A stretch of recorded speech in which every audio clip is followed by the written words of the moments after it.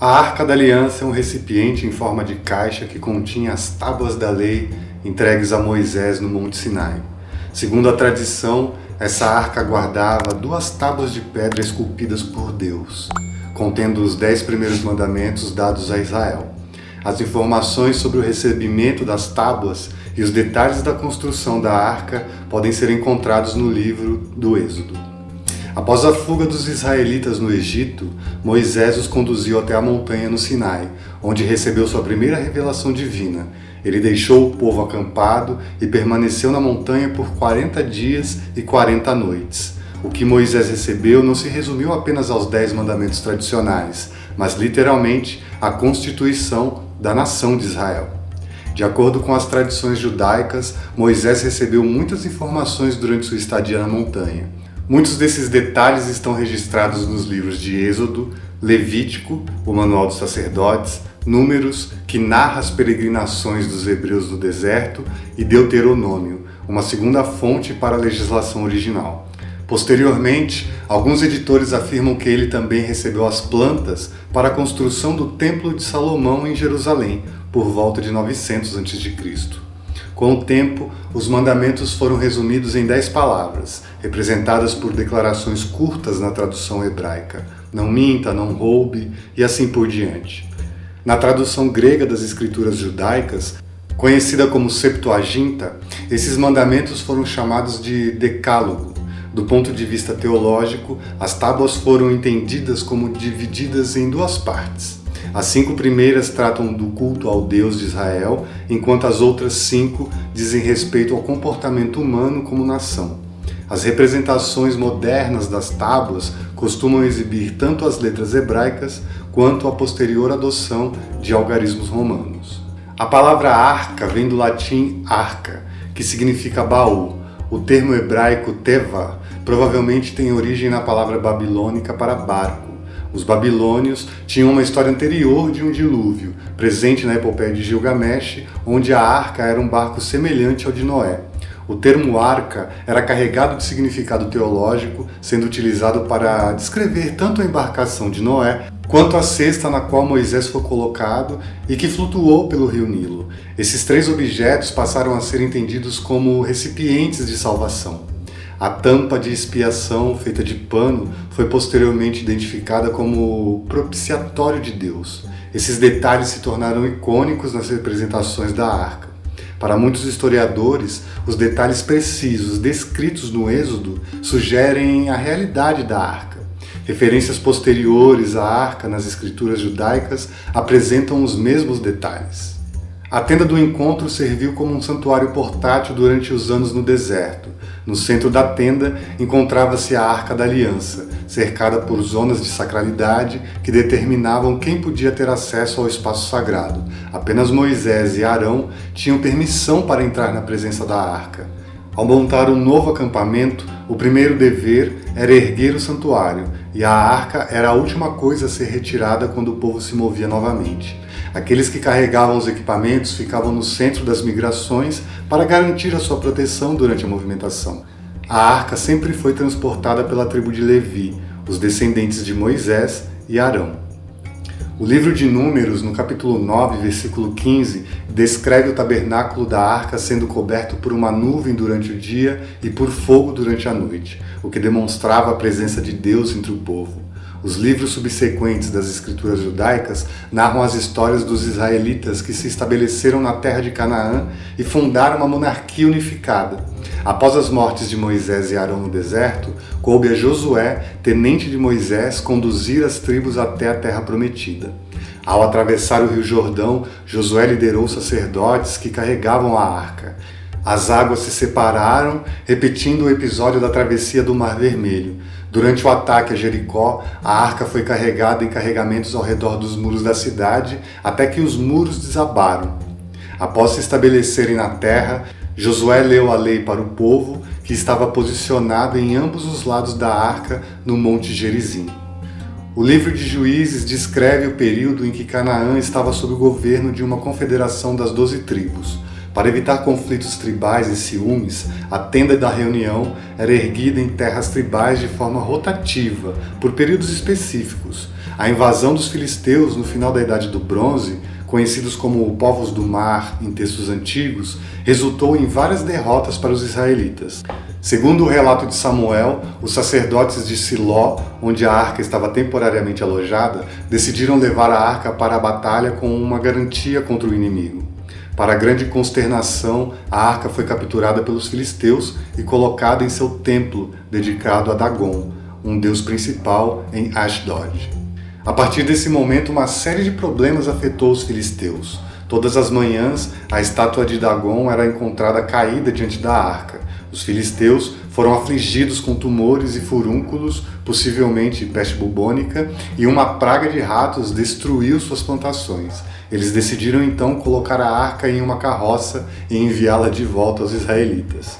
A arca permaneceu na cidade de Kiriat Jearim, Abu Ghosh, pelos próximos 20 anos. Davi, por volta de 1000 a.C., se tornou rei sobre as demais tribos durante o período conhecido como Monarquia Unida. Ele conquistou Jerusalém e a tornou a capital. Davi tinha o desejo de construir um templo permanente para Deus, feito de pedra, e ordenou que a arca fosse trazida para a cidade. Durante o transporte da arca em uma carroça, esta começou a balançar e um dos homens que a conduzia estendeu a mão para segurá-la e acabou sendo morto. Davi então decidiu que a arca seria transportada por levitas. No entanto, devido aos seus pecados, Davi não pôde construir o templo, mas seu filho Salomão foi capaz de realizar essa tarefa. A Arca da Aliança foi colocada no centro do Templo de Salomão, no lugar chamado de Santo dos Santos. Somente o sumo sacerdote tinha permissão para entrar no Santo dos Santos, durante o Yom Kippur, o dia da expiação. Yom Kippur tornou-se um ritual anual, no qual o sumo sacerdote sacrificava 2 bodes que simbolicamente carregavam os pecados do povo. Um dos bodes era enviado para o deserto, origem da expressão bode expiatório, enquanto o outro era sacrificado no altar. O sangue era aspergido no propiciatório da Arca da Aliança. Após a morte de Salomão, conforme relata Reis, o faraó Sisaque, no Egito, invadiu a região e saqueou Jerusalém. Sisaque é identificado como Xoxenque I, da 22ª dinastia do Egito. O texto menciona que Sisaque levou os tesouros do templo de Javé e da casa do rei, incluindo os escudos de ouro feitos por Salomão. Os estudiosos debatem se a arca também foi saqueada nesse episódio. A arca é mencionada novamente em Crônicas, quando o rei Josias, um reformador religioso, ordenou aos levitas que colocassem a arca sagrada no templo construído por Salomão, filho do rei Davi. Para alguns teóricos, isso sugere que a arca foi escondida durante a invasão de Sisaque e permaneceu oculta até o reinado de Josias. Em 587 a.C., a cidade de Jerusalém e o templo de Salomão foram destruídos pelos babilônios. O texto apócrifo de Esdras afirma que eles levaram os vasos da arca de Deus e os tesouros do rei, juntamente com os cativos para a Babilônia. Mas não especifica se a arca em si foi levada também. Nas escrituras judaicas que narram as histórias da vida durante o período babilônico e persa, não há menção da arca. A partir desse ponto da história de Israel, estudiosos, arqueólogos e entusiastas têm procurado pela Arca da Aliança nos últimos 2 séculos, assim como o Santo Graal. A arca permanece como uma das relíquias mais desejadas dos tempos antigos. As teorias sobre a arca foram influenciadas por elementos retirados da literatura helenística judaica. Os livros dos Macabeus narram a bem-sucedida revolta judaica contra o domínio grego liderado por Antíoco Epífano, em 167 a.C. O segundo livro afirma que durante a invasão babilônica o profeta Jeremias teria escondido o fogo sagrado do templo, assim como a arca. Mas afinal, qual o destino da Arca da Aliança? Entre os pergaminhos descobertos em Qumran, conhecidos como pergaminhos dos essênios, há um item singular chamado pergaminho de cobre. Nesse pergaminho, as letras foram gravadas em folhas de cobre. O pergaminho lista 64 lugares onde ouro e prata foram escondidos. Assim como nos outros pergaminhos, as descrições dos locais e de seus conteúdos estão às vezes codificadas, tornando difícil desvendar locais específicos. Algumas teorias sugerem que a arca foi escondida durante o cerco de Roma durante a revolta judaica, e o pergaminho de cobre oferece uma pista nesse sentido. A menção à Arca da Aliança é feita apenas 2 vezes no Novo Testamento. na carta aos Hebreus, datada variadamente dos anos 80 ou 90 depois de Cristo, e argumenta-se que Cristo é o verdadeiro sumo sacerdote e há descrições de um templo celestial que inclui a arca. Nas visões de João de Patmos, no livro do Apocalipse, ele contempla o templo no céu, onde a arca da sua aliança foi vista dentro do seu templo. No livro Baruque, um texto apocalíptico do final do século I d.C., escrito após a destruição do templo, relata a história de anjos descendo antes do cerco para salvar os utensílios do templo até o momento da restauração. A terra foi condenada a engoli-los.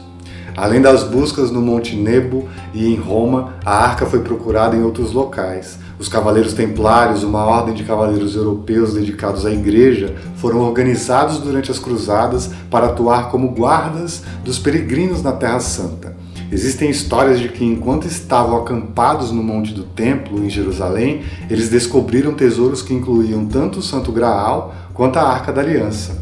Quando os cavaleiros foram banidos e executados em 1307, os rumores sobre a sua sobrevivência e seus tesouros se multiplicaram ao longo dos séculos. Uma teoria popular sugere que seus tesouros foram armazenados em Rennes-le-Château, no sul da França, e depois levados para a Escócia e, posteriormente, para os Estados Unidos, seguindo a ideia de que os templários se tornaram a ordem maçônica. A Igreja Ortodoxa Etíope, Teoarredo, é detentora de uma das alegações mais famosas, afirmando que a arca está guardada na igreja da Nossa Senhora Maria de Sião, na cidade de Axum. A história da jornada da arca de Jerusalém para a Etiópia está contida em seu texto sagrado, o Quebra Nagast. Segundo a tradição, Menelik I, fundador do Império Etíope no século X a.C., era filho do rei Salomão e da rainha de Sabá, que visitou Jerusalém. Criado como judeu, Menelik visitou a capital e, em uma visão de destruição iminente, levou consigo a arca verdadeira, deixando uma réplica em seu lugar. A Etiópia abrigava uma grande comunidade judaica, cujos remanescentes foram levados de avião para Israel durante a Operação Salomão, em 1991. No entanto, durante a Idade Média, o país se converteu à Igreja Ortodoxa, embora tenha adotado as tradições judaicas. Cada igreja etíope possui um tabot, uma caixa, que se assemelha à arca, e anualmente ocorre um festival no qual os sacerdotes marcham em procissão com os tabots em suas cabeças. Um sacerdote é escolhido para passar o resto de sua vida como guardião da igreja em Axum. Todos os esforços para ver a arca foram veementemente negados. O local original do complexo do templo está situado sobre uma rocha, com muitos túneis escavados nela. No entanto, o monte do templo, onde está localizada a cúpula da rocha, está sob o controle das autoridades muçulmanas desde o final do mandato britânico, em 1948. As autoridades muçulmanas proíbem qualquer escavação arqueológica dentro e ao redor do monte do templo em Jerusalém. Em 1981, durante a escavação de um túnel sobre o bairro muçulmano, a partir do Muro das Lamentações, uma entrada para o complexo foi descoberta. Quando isso se tornou público, todas as escavações foram interrompidas. O Monte do Templo continua sendo uma das áreas mais sensíveis para judeus e muçulmanos. As sinagogas possuem um nicho ou um local especial para uma arca simbólica da aliança.